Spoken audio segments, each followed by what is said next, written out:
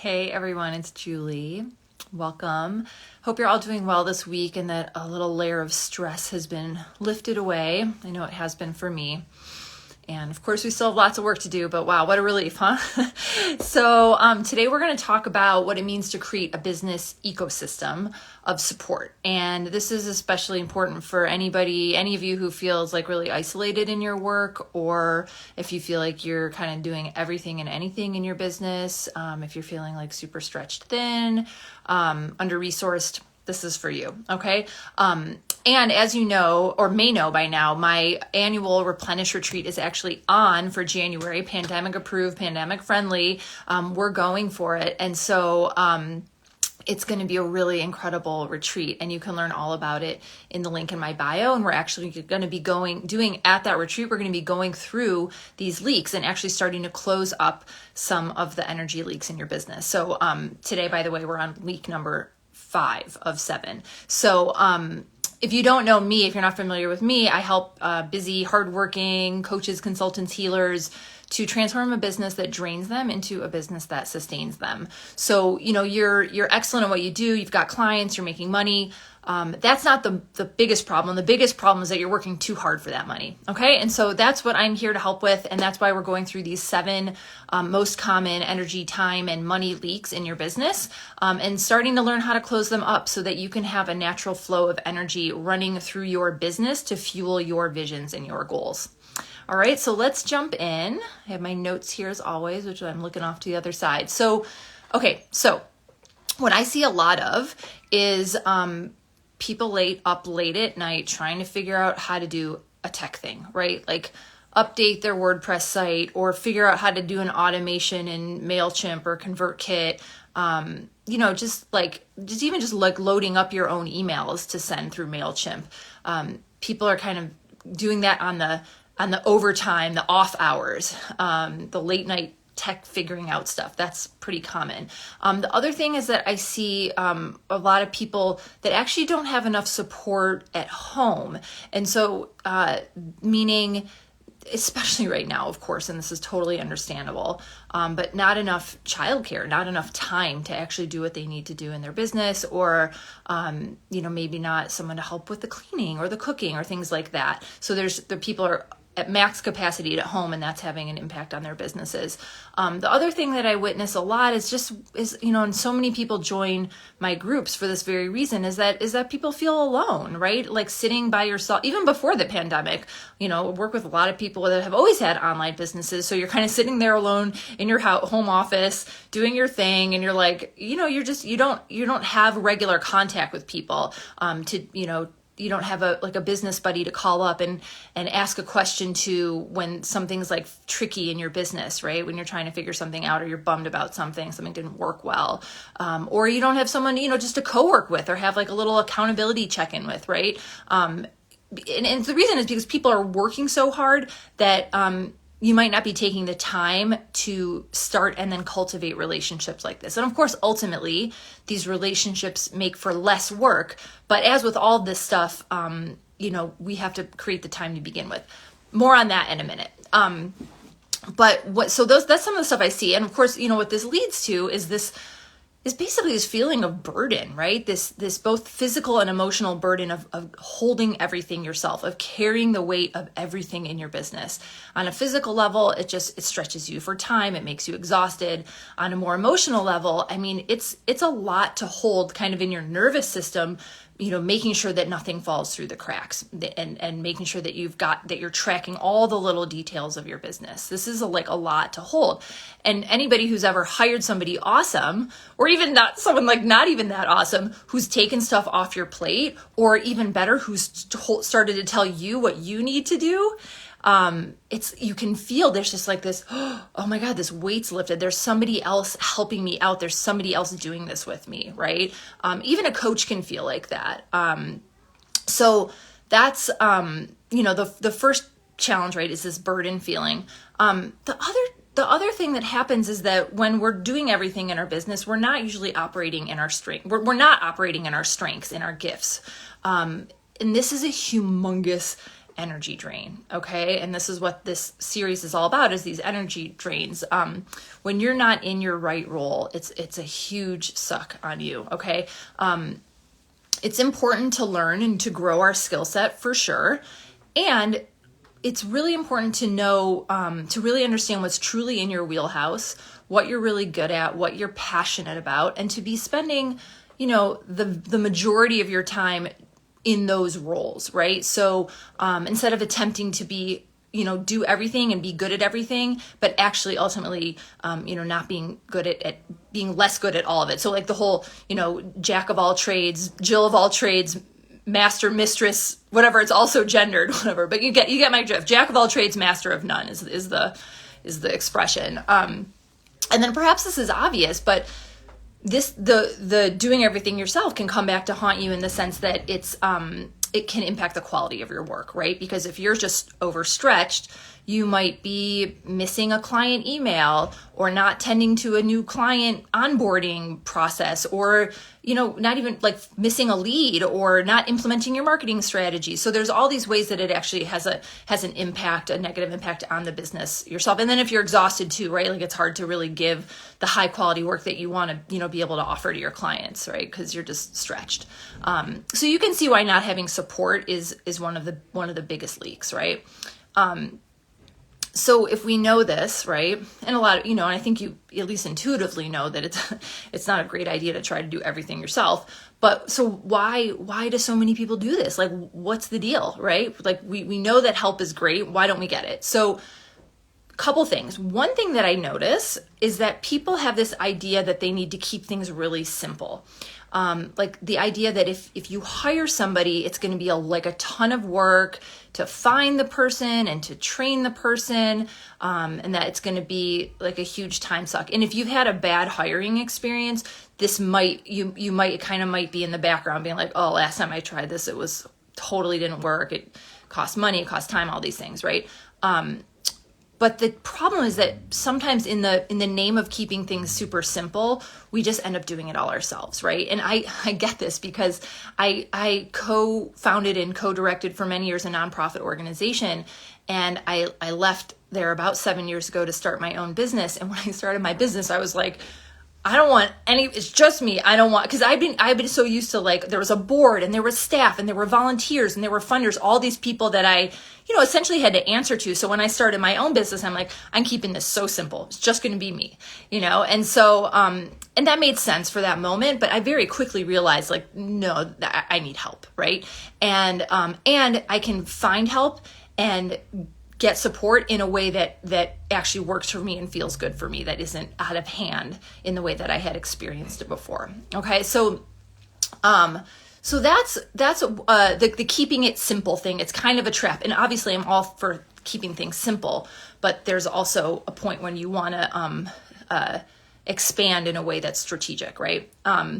So the other thing is that, it can also be hard to tell. People don't hire because it's hard to tell when the right time to hire somebody is, right? In terms of budget in particular, right? So, do I do it now before I have all the revenue, or do I hire for this role and plan for that, making me the revenue back, right? So that's always a decision that kind of can keep people stuck, right?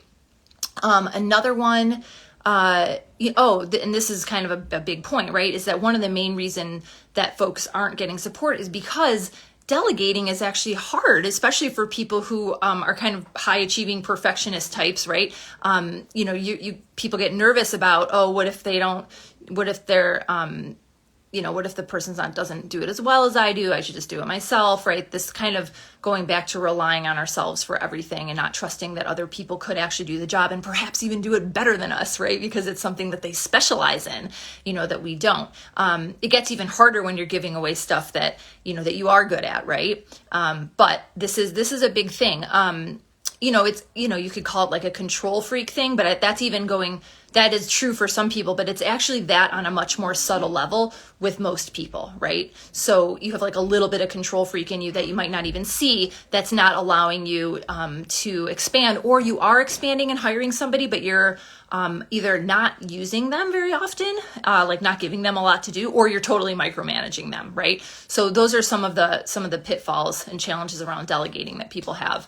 And then finally, the other thing that's just hard for people is asking for help, right? Like the simple, like, hey, I need help. And we're taught in this insane society that we live in that we are supposed to be self-sufficient and do things ourselves. So it's also completely understandable that we have an orientation that I can just do it myself, right? But if you really want to, if you want to grow your business, if you want to expand where you currently are, then you're going to need to learn how to ask for help. And this is paid help and unpaid help, right? Okay. So, raise your hand if asking for help has been a challenge for you. I know that I've grown leaps and bounds in this way over the years.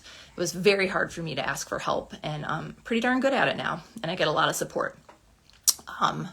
So what's the alternative to all this? Like, how can we do this differently? If going it alone isn't the answer, right? So as I've already mentioned here, what we want to do is to grow a thriving business ecosystem, right? To think about your business as an ecological web, and to know that you are not an island, right? You are a human. You are part of the web of life. You are not meant to do things all by yourself. We're in connection with everything, no matter whether we notice it or not, but we need to tap on those connections and strengthen them, right? We have to grow our ecosystem of support, from marketing help to help at home. We have to acknowledge that we are part of a larger system, and we need to call on one another for help. Because in an ecosystem, everything has a niche, right? That's where the word niche comes from. And so I want you to be thinking about, your business ecosystem in this way, right? Like everyone has their role, their niche, and you want to be operating in yours as the leader of your business, right? In your strengths, in your genius, in your gifts. And then ultimately, and this takes time, giving away the things that are not in your strengths, like in your whatever zone of genius, whatever you want to call it, right? And I'm not actually talking about the niche of your business right now. I'm really talking about your role inside of your very well niched business, right? So I'm using the term like as more of an ecological term right now. You have a role, and there's like a marketing person who's an expert that has a role, and there's a bookkeeping person who's an expert at that, and they have their role in your business ecosystem, right? And it's not just an assistant, right? Like some of you have assistants already, some of you have more staff than that. It's really about your whole web of support, the paid and the unpaid, the business buddies and colleagues to bounce ideas off with and promote each other's stuff, right?